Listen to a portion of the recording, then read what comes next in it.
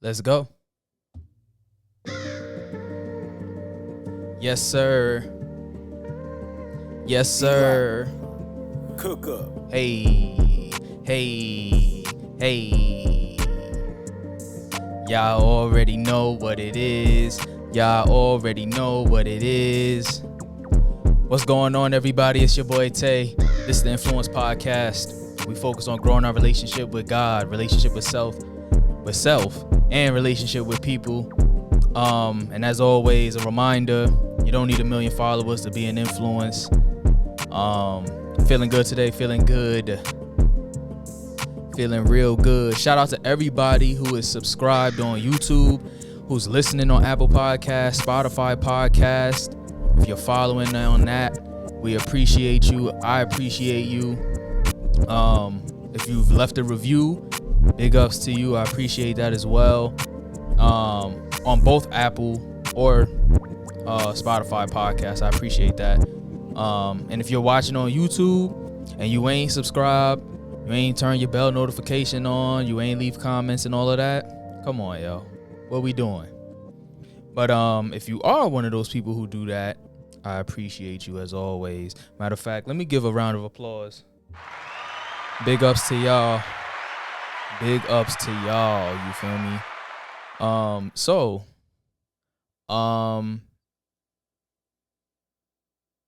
Interesting weekend. Me and my wife, she always putting me on to these dating shows. You know what I'm saying? And it's funny because I've seen a few TikToks where they like, oh, my boyfriend, before, like it's a before and after of when the girl made him watch Love is Blind or The Bachelor or whatever it is like that.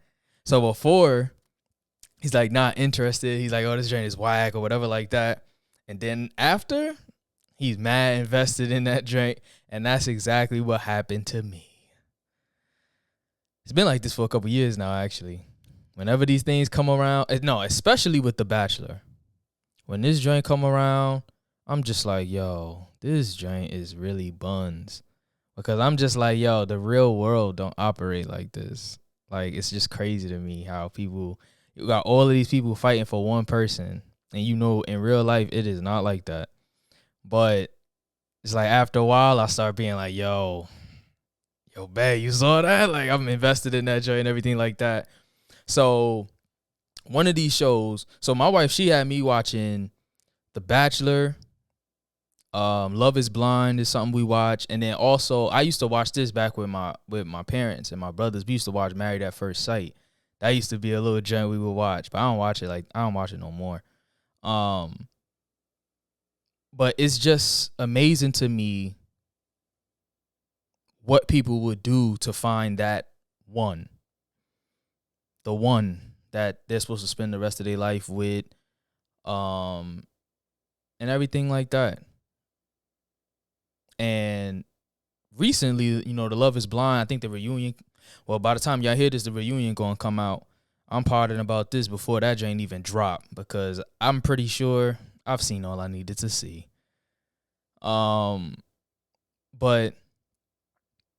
there with Love is Blind, it makes me wonder because I hear them say it at the altar. Oh, it's your time to decide whether or not love is blind or something like that. So it makes me think about the question, is love blind? So I'm gonna get right to the word. Getting right to it. So in the Bible, in 1 Corinthians chapter 13, it describes love. And it says love, well, they use, and King James is using charity, but I think charity and love is the same thing. So charity suffereth long and is kind, envieth not, vaunteth not itself, is not puffed up, doesn't behave unseemly, seeks not her own, is not easily provoked, thinks no evil, rejoiceth not in iniquity, but rejoiceth in the truth, bears all things, believes all things, hopes all things, endures all things. Love never fails. But whether there be prophecies, they shall fail. Whether there be tongues, they shall cease. Whether there shall be knowledge, it shall vanish away. So that's the back half of verse 8. But I feel like this, I've heard it said that, like, yo, if you want to really test your relationship, run your partner through 1 Corinthians 13 and see if your relationship and that person is matching up with how it's describing what love is. So is love blind? I honestly don't feel that way. I think what it is lust. Lust is blind. And it may not just be sexually, but it's just a certain desire in you. Oh, I gotta have this person. I've seen it even in The Bachelor. And I would tell my wife, I'm like, yo, these women, they come in and they go crazy, head over heels for a guy, thinking I'm on this show for him to pick me. When the mindset should be, I'm here to determine if this guy is the one for me. And when you're out on these dates, that's what you need to determine. It's not just this person picking you. It's you also have to pick this person. So I find that very I'm just like, yo, y'all playing yourself already because the desperation is at an all-time high. And like I said, it's just crazy to me the things that people would do because they want to find that special one, spend the rest of their life with them, have kids, stuff like that. And there's nothing wrong with that. But I guess I'm old fashioned. I'm a person, I didn't do online dating and all of that stuff. Nah, I got to see you in person. But I feel like with the rise of these platforms and these different ways you could meet people, it's like it's showing me the I want to say the idolization of marriage, but I'm gonna get into that later. So I think lust is blind, but love, especially with how it's described, you can't not see it. Because it describes a plethora of things. One thing it was saying, it endures all. Suffereth not, it's long suffering. So it's like you're gonna be in this thing for the long haul. And I think this describes whether a relationship or like friendships or whatever like that or family. It's just giving you an overall basis of what love is.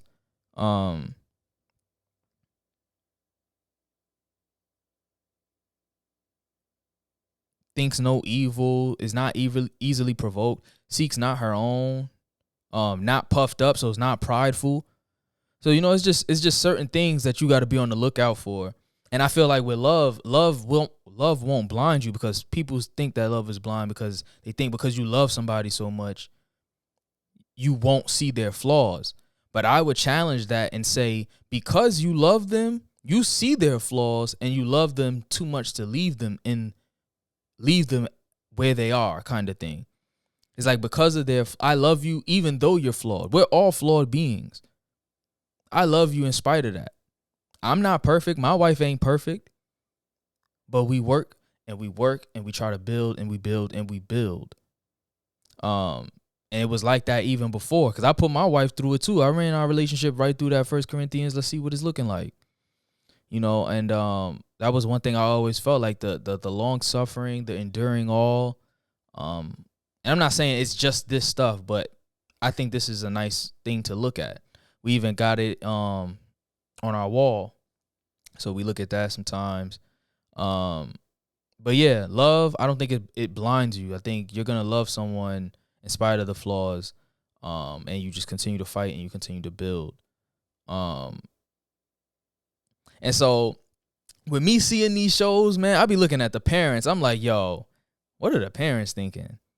And I'm like, so I thought, man, what would I say to my child if they brought this situation to me? Oh, I'm getting married, Dad. This is the person. I met them like this, yada, yada, yada. Oh, how long y'all been dating? Oh, we've only been dating for like a month. We're about to get married, though. What you mean?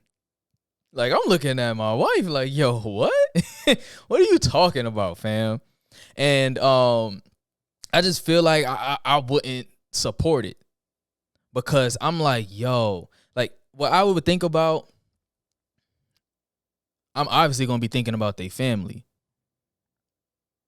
What do they family believe in? Because I've seen in the Bible, going back all the way to even to Abraham, where Abraham, he didn't want Isaac to have a wife that was a Canaanite.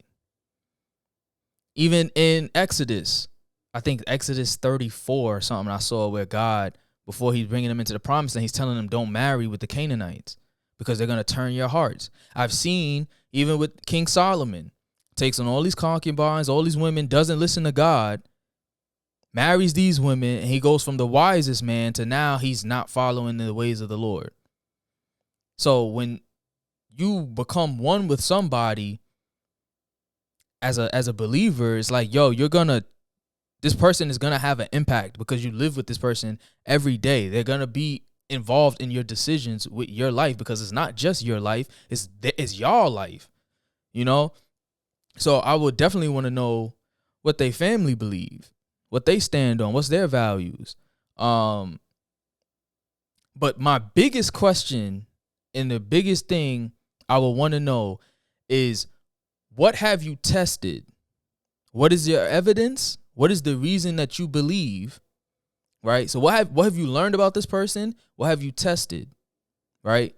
And believed from them to say that you're willing to die to yourself for the rest of your life. And I feel like there's a big issue with how the world sees marriage. This joint is hard work. It's hard work. It ain't no fairy tale, ain't no fantasy where, you know, like I always tell my wife, like, look at what happened to my man Shrek, yo. My man, like, it's what they show you, oh, and they lived happily ever after. It ain't just, no, you got the girl and then the movie ends. No, you get the girl or you get the husband, you get the man. Y'all got to keep on dating. Y'all got to keep on learning about each other every day, every season, as things change, as life changes. Like me and my wife was talking about it. I told her, yo, you not the same person that my girl, like I'll play with her, be like, yo, my girlfriend, man, yo, she was like this, blah, blah, blah. And I'll play with her, even though obviously my girlfriend and my wife are the same person, same in body, but who my wife was when we were dating is not the same now. And she's going to keep on changing. But they give you this fantasy, this fairy tale. My man Shrek, I think, what was it, Shrek 3? Where he sold his soul to Rumpelstiltskin because he wanted his old life back? That's how frustrated and annoyed he was with marriage, with family, with raising kids. He was over it. He wanted to be Dolo again. He wanted to go back to the old stuff. That is more reality. Not saying that that's how everything's going to be, but it's a sense of like, yo, this thing is hard work and it's tiring because you have to do this every day. Every day. I always say marriage is you punch in the clock. Even parenting. It's like my mom always tell me a mother's job is never done. But even in marriage, you punch in, there is no clock out. It's every day. And so I would want to know, what have you learned? What have you tested and believed about and from this person for you to be comfortable in your decision to say, I'm willing to die to myself every day, because that's what marriage is. They say the best marriage is two dead people. Not saying dead and like for real, but it's two people who serve one another. Are you willing to be inconvenienced for this person? How do you know that? You only been with them a month. What you mean you getting married? You don't know that. You know? So you can't just rush into this joint. This is the person that you are going to build your legacy with, your family with. In the world, we don't need to be breaking up homes no more. That's not the wave. That's not it. So it's not a decision that needs to be rushed into. And these shows, it's like, yo, what y'all rush? Don't rush into it. You want to make, no matter how long it takes, you want to make sure it's the right person. Versus you rush into it, you find out it's the wrong person. You done gave the person. Now y'all got kids. Now you break up the home. Now your kids are affected even from that decision. It's not about rushing to get married. It's about making sure that the person that you pick is the right person, that y'all are equally yoked. But sometimes people are so, I think I'm ready. And I hear that a lot on these shows, and it's just like, y'all are not ready. And that's what really get me tight, is because you come on these shows, the whole premise of the show is y'all are about to get married like soon. Don't come up here and then you talking about I still got self-work to do and use that as a reason as to why you can't get married. What you mean you not ready? I've seen James, like, even on Married at First Sight, I would see people, they get on there and, I just want to, I want to get to know you a little bit more and become friends, get to know each other. Yo, dogs, y'all just got married. She your wife now. What you mean you need some time? Commence the marriage. Like, I don't be getting it, yo. But another question I would want to know is, like, have you seen a consistency in their character? I would want to know, because time is necessary to have the answer to both those two questions, right? It's necessary because it'll put you in the best spot to decide. You're getting closer and closer to that decision. But if you don't have time spent, you can't really make a smart decision. And so time is going to tell you everything that you need to know. I usually say time not only heals, but it reveals. I wrote that in a song one time. The bar was crazy. I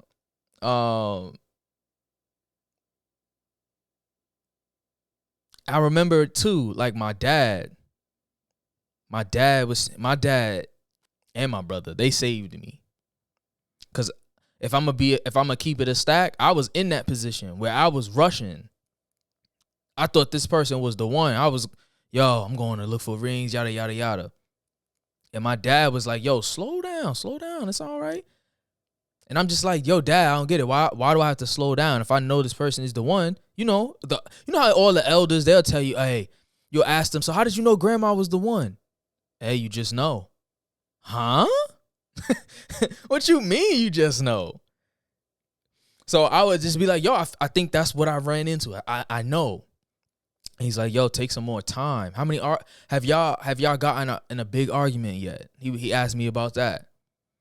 And then I just felt in my head, I'm just like, I don't understand why I have to wait, because these things are going to happen in marriage regardless. But he was trying to tell me, like, no, take some more time. Because as I said before, time is going to reveal. So I was looking for the rings and all that. My brother came up and he's like, bro, I don't know if you should do this. It was like one of the wisest things my brother told me to do. And then, the relationship ended up to what it ended up as. And my pops was right. He was right. Because I was rushing into something because I thought I was ready. And then the crazy part is, even when I was dating my wife, I started realizing, like, yeah, I wasn't ready. At least not at that time. And then the relationship wasn't strong enough. It just wasn't. So, and I think also, like, I hear the comments of people who say, like, oh, people switch up. But I'm like, somebody can't fake forever. But on these shows, I've seen, especially in Love is Blind, I saw somebody switch. The switch up was crazy. But I don't think that's the case all the time. Marriage is just hard work. It's just hard work. And some people, they just don't have the examples. They just don't have the people around that's gonna put them on game. So I want to get into how I feel like today, I feel like marriage is just idolized. I feel like it's idolized. People nowadays, it's like you feel like something is wrong with you because you're single. Oh, I'm 33 years old and I'm single with no kids. What's the problem? You know what I'm saying? Like to think that only God can use you if you have a wife or husband and kids, it's ridiculous. It's ridiculous. God could use us any type of way and get the glory out of it. It does not always have to be about marriage. But like I said, looking at these shows, these dating sites, and all these different whicher ways that people want to try to mingle, what's wrong with the old-fashioned way? Seeing them in person, meeting somebody that's in your community, instead of dating the people that's hitting you up in the DM. Now, if these are ways I'm not coming at nobody if their relationship started that way and they feel like it's a successful relationship. I mean, hey, it worked for you. But what I'm saying is, I feel like this is evidence of the idolization of marriage, because our parents ain't have social media. And I already hear, but they got married and they've been married for decades, for long periods of time. And I could tell people gonna be like, oh, but our grandparents and our parents, they're not in happy marriages and things like that. Come on, yo. Come on. And like even now, just with the differences with how and I'm not saying I know everybody's reason, but I know sometimes people be pulling out the irreconcilable differences. And I just don't understand. And I understand our grandparents, our parents, just because somebody say, yeah, I've been married 40 years, how many of those years was really fruitful? See, God told us to be fruitful and multiply. A lot of people get the multiplication part right. In fact, they doing it before they even get married. That's a no-no. But it is what it is. That's not, and I'm saying it's a no-no because that's not how God designed it. That was not his intention. That's not his way. And his way is always the best way. When we start doing our own thing, thinking, oh, I'm going to get a relationship my way, I'm going to look at this, that, and the third, we end up broken. And I did a podcast talking about how the devil will use your relationship to make you fall off of track of what it is God called you to do, who he wants you to be. Because when you tie yourself to somebody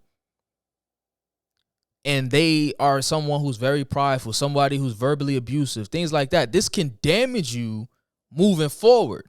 Because now let's say if God actually wants to send you the man that's right for you, you still healing from what the last one did.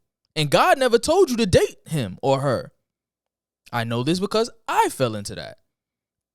So if you ain't listened to that, I forgot the name of the pod. If you're watching on YouTube, I'll try to put it in the little thing up top in the corner. But it's one of those I can't remember the name of the pod, but it was a while back. It was early on. But yeah, I just feel like people are rushing into this decision, and it's the biggest decision that you're going to make. It really is. This person is going to be the potential mother or father of your children. Some people are marrying potential. But where's the evidence that this person, where's the consistency? You know what I'm saying? This decision is a big decision. Because if this person, think about it. Think about who this person is and say, Do I want this person to raise up my child?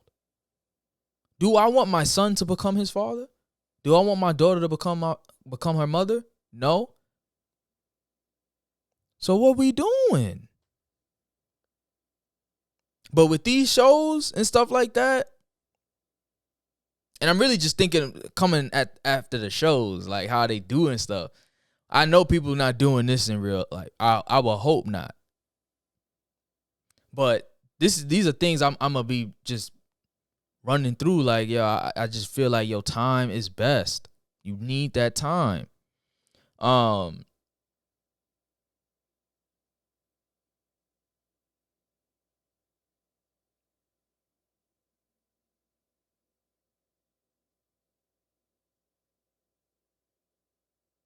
And then it's crazy because then people get in marriage, and then when you realize it's not everything you thought it was gonna be, now what? Because a lot of people, they looking just to that wedding day. It don't stop there. All you did was turn and start the next chapter. But some people be going wild hard for the wedding day.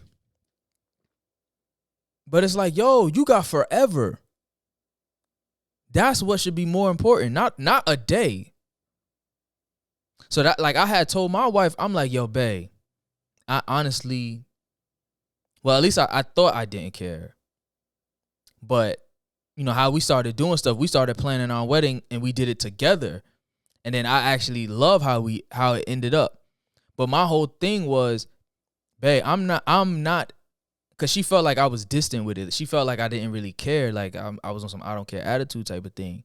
But my mindset was, I'm more interested in forever than a day. I remember talking to my grandfather, and he was telling me about about a family member that they had spent like a whole lot of money on their wedding, and they didn't even last a year.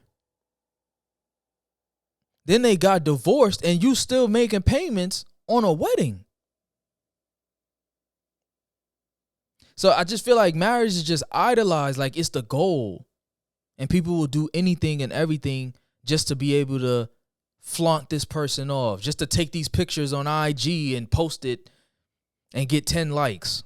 Like, come on, dog. We got to be more at peace with self. Like, once you reach to that place where you could sit there and say, yo, God, like, it's just me and you and I'm fine. I'm fine. And I experienced that where it was like, yo, I'm good, guys. It's just me and you. Hey, it's all good. And I remember my mans, he told me, he's like, yo, it's like, you typically find the one when you stop looking.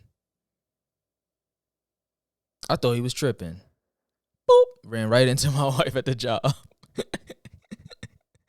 So it's like, you know, it just is what it is, man. What else am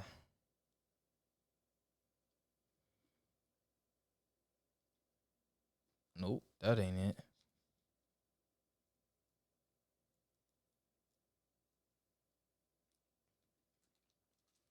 But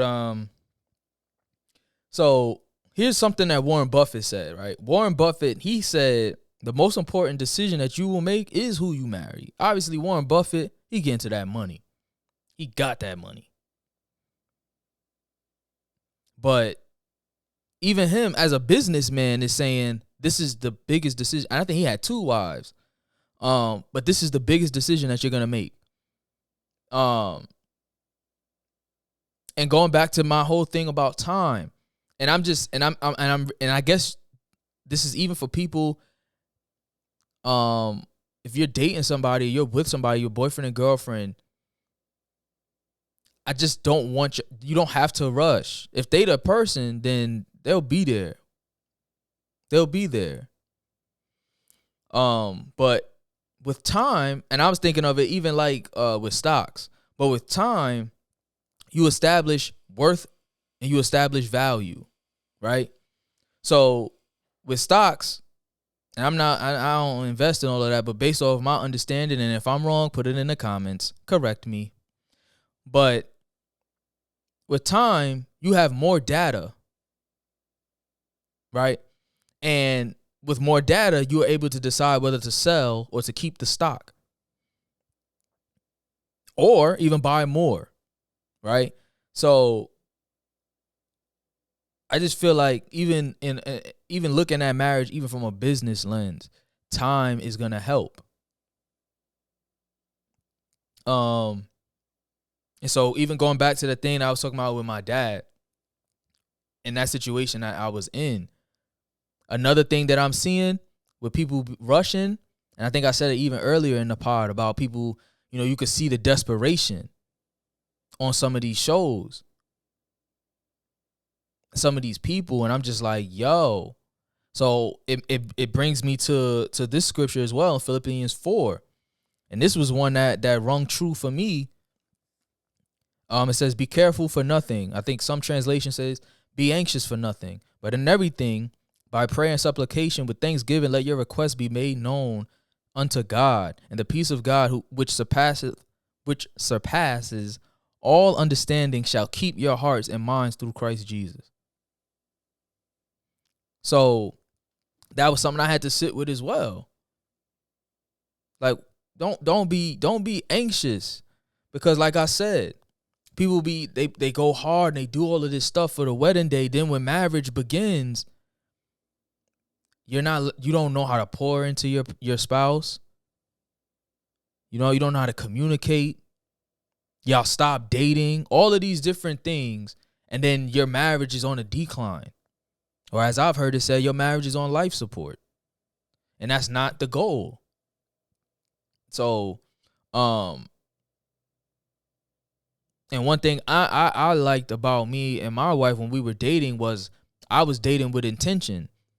I knew I was looking for a wife. I knew I wanted to be married and stuff, but I knew, all right, if I'm in a relationship, I'm going to practice certain things so that once we even in marriage, we've been doing this for a long time.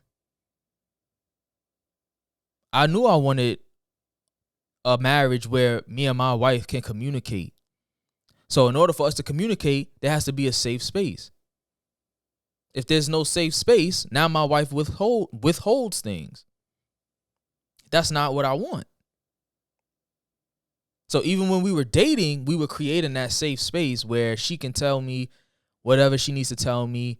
I can tell her what I need to tell her, express my feelings, things like that. But again, even to build the safe space, that takes time. It takes time.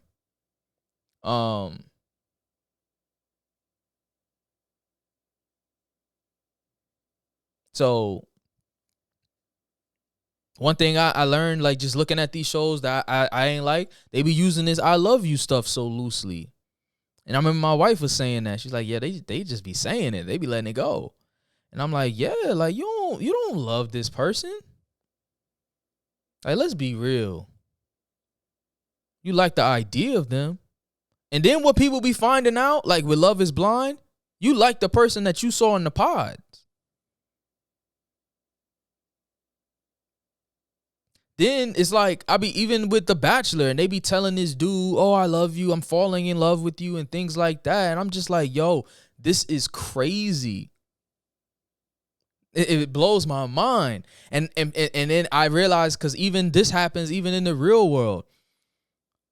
Don't play yourself taking signs.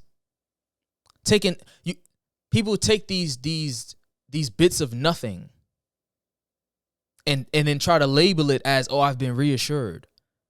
The ultimate reassurance that somebody is going to give you is when they cut everyone else off and they pick you. So when I'm looking at The Bachelor and dude is talking to all of these women, and he's just sitting there and they're like, yo, I think I'm falling in love with you. And he's telling them, yeah, I've been really enjoying your company and our conversations and yada, yada, yada. And they sitting there and they always end everything with a kiss. I'm like, yo, meeting their parents, one woman, she ain't never bring nobody to meet her father. She brought this dude. And I'm just like, yo, if that's how you feel, then stand on that. No, you don't get to meet my father until I'm your wife or until we get engaged or whatever it is like that. Because I feel like family, that's something that's important. This ain't just no revolving door. And every person I find interest in, I'm gonna bring them to meet my parents. So I'm just like, yo, the ultimate how can you feel assured about your relationship when the dude is talking to other people? So even in real life, how would I feel reassured if my wife, well, when we were dating, had multiple other dudes and she was talking to me? I wouldn't take anything that she says as reassurance, because the ultimate reassurance is when I know I'm the only one. And then we continue on from there.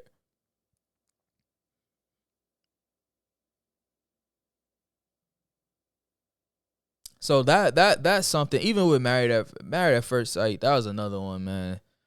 Dudes, that joint just used to get me tight. But everybody always saying I love you, and I'm just like, yo, people, we need to understand. You need to really hear, but study and watch your person. Because it's cool to hear I love you, but, and I don't mean to take it dark, I'm sure abusive people say I love you all the time. Where the actions at, though? Forget, oh, I love you. I want to see it. People say I love you all the time. Where's the actions at, though? You know, so that's one thing. I'm just like, man, like even like I remember I told my wife, but even when we was dating, I wasn't going to tell you I love you off the rip. I'm going to tell you it when I'm really 10 toes down. And I didn't tell her for a while. And then I also knew she's somebody that loved hard. So if the moment she gets locked in with me and then she hears that, I know she was going to go even harder. So kind of even to spare her or not to mislead her, because obviously every day, every week, you know, you get new information and you're still determined. Obviously, I'm dating with intention to get married. You get this new information and then, you know, you keep on throwing it through the filter. You put it all together to figure out if you're going to make that decision. But I eventually started telling her, yeah, I love you and things like that. I just didn't want that whole, oh, we're boyfriend and girlfriend now. Now it's standard practice to always send I love you with a good night text. Like, nah. I wanted it to mean something, not just part of our day-to-day language. And I definitely wanted her to know when she did hear it, he really do love me. Like, I see it. Another thing I didn't like about this stuff, sometimes, well, I think all of them, they all skipping steps. They rush to get married. I think married at first sight, you get married, and then they ask you if you want to stay married. And I'm just like, they rush to get married, then they want to become friends, then they want to figure out lifestyles and values, which is when they start going off to be with one another, like getting their apartment and stuff like this. Now, in the real world,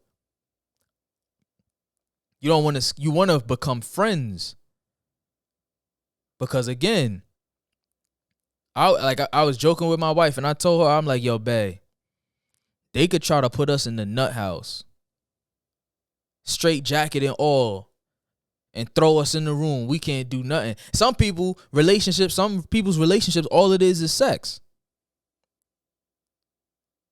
So like I said, lust blinds. What I was talking about earlier, even in the show. You take away sex, then that person going to show you who they really are. They're going to show you what their real intentions was. Whether you was just a box on the checklist, or I hit that and now they gone, or if they really here for the long run. I might end up doing a pod about why sex before marriage, you should stay away from it. Why it's a sin, things like that. But I told her, I'm like, yo, they could put me in a straight jacket, put you in it, throw us in the room. We can't do no physical touch or nothing. But watch them have their ear to the door and they hear us laughing though. We are the vibe, is what I be selling her. I'm like, yo, like, what Put us in any room.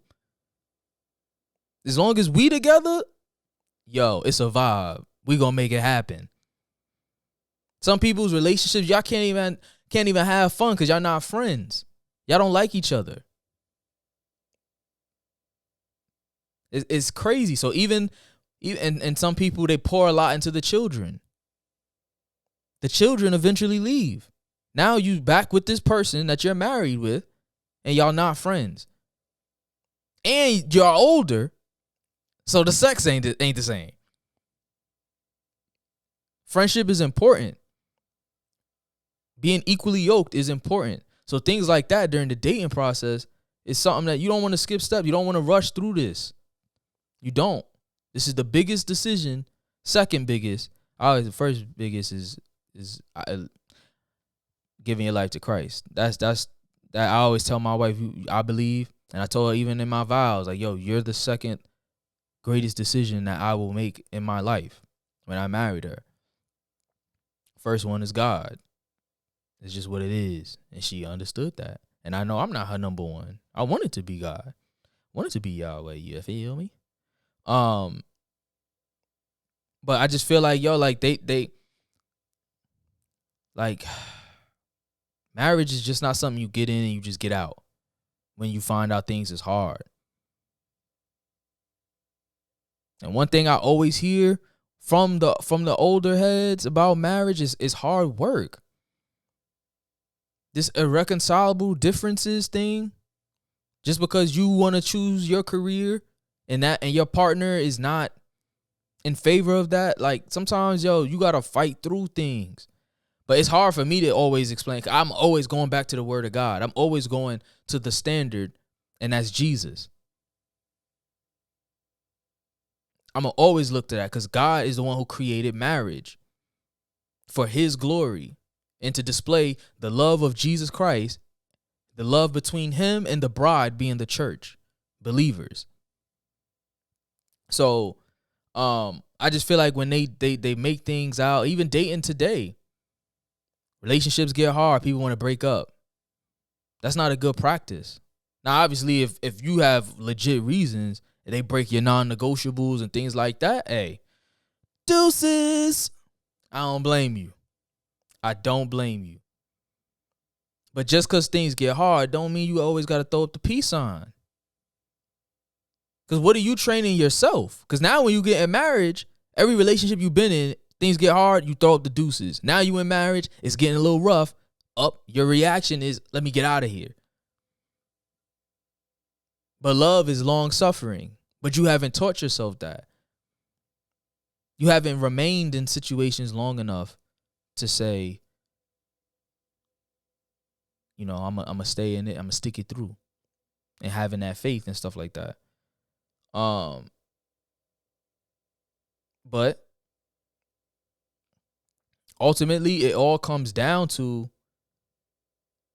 work. So I don't think love is blind because it comes down to work. How can I be blind and not see the work that you're doing?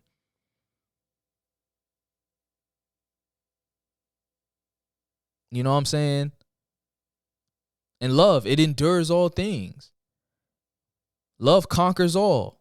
The Bible says that. And I realized, I think I was praying and I was thinking about love and I was like, oh, and God is love. So I'm like, oh, so love, I guess the Holy Spirit put it on me. I'm like, oh, love conquers all because it endures all. Well, obviously it's in the scripture. But yeah, because love is long suffering, that's why it conquers all. And it reminds me like what a thing I heard Nipsey Hussle say, like, yo, the only difference between me and them is I ain't quit. That's why love and it conquers, because it's the only thing left when the dust settles. Everything else fell to the wayside. But love is at the mountaintop because it didn't quit.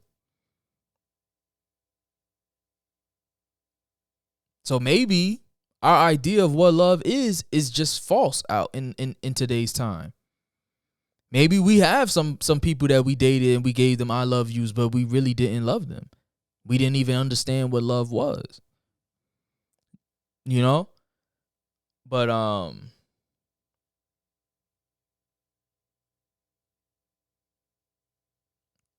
and so I just feel like a lot of the times, even when I was talking about with people just not wanting to stay in the tough times, when you let the time build up and y'all together, some value and some worth has to be accumulated. And so if this person is just so easily to walk away from, then what do you think that value really was anyway? Or the worth of y'all relationship? What did y'all really build if it's so easy to walk away from? So another thing I want to think about, and I'm gonna get on up out of here, is just, just don't settle to be somebody's number two. I saw that a lot even on these shows. So that's what I took away from The Love Is Blind. I seen it's like some people it is choosing people, and I'm just like, yo, sis, you wasn't even his number one. I'm like, yo, dog, you wasn't her number one. And if y'all watch the show, y'all already know who I'm talking about. But, even in the real world, it's like, yo, don't settle. If they got all of these options and they still trying to explore their options, and you've been giving them time, and they want to keep hitting you with this, oh, I'm not ready for a relationship, or all this other stuff. I'm thinking about doing a pod about situationships. That's another joint I wanted to talk about. But don't settle. If you ain't they first, like I said, the ultimate assurance is when they say, you're my pick. And then lastly, I saw how a father's decisions impacted his son. And so it's something to keep in mind, that who you are marrying, that person, y'all relationship, what y'all build will impact your children. And then that impacts their decision making out in the real world. And the woman and the men that they pick to date. You're the example. So what example are you trying to set in your home? When your children get older, are they going to be afraid to be like you? Or are they going to be excited because they know, oh, my dad or my mom set the bar, I'm excited to go above it? So that's what to think about, man. But I got it all off of my chest. I'm done. Like I said, man, y'all stay up, stay blessed. If you got to this point, man, hit the like button, hit the subscribe, turn your bell notifications on. If you're listening on Apple Podcasts, hit the follow. On Spotify Podcasts, make sure you're following the show as well. Put your people on. It's for you and yours as always. I appreciate the support, and you sharing, and all of that stuff is going to help this platform help each other grow. Get in the comments, let me know your thoughts and things like that, what you agree, what you may disagree with. It's all good. It's all love. But anyway, y'all stay up. Keep walking in faith. Keep walking with God. You feel me? Peace and love. And as always, may the Lord be with you. You feel me?